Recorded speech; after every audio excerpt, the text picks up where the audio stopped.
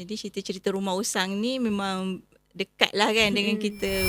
Ada Cerita misteri Potret Wanita ni Mm-mm. diinspirasi dari mana? Kisah benar tak pun? Macam cerita potret ni dia punya setting tu rumah usang kan. Jadi cerita-cerita Rumah Usang ni memang dekat lah kan dengan kita. Dia ada unsur-unsur misteri tu. Jadi daripada situ saya develop lah cerita daripada rumah yang usang tu kan. Kenapa Puan pilih Salina sebagai watak utama, Mm-mm. remaja perempuan yang ada konflik?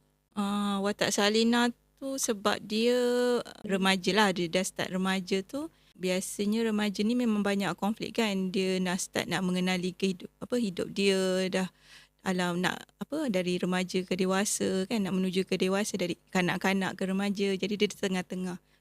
Biasanya kehidupan tu memang banyak konflik.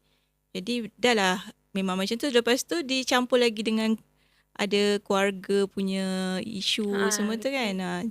Jadi saya develop cerita tu dari situ lah, sebab saya memilih Salina.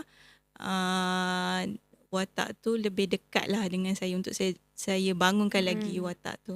Lagipun isu family memang hot lah kan. Betul. Sebab dia memang di sekeliling kita kan. Isu-isu kekeluargaan ni. Walau macam mana pun kita bermula daripada keluarga kan. Tu mudah lah untuk kita bangunkan penceritaan.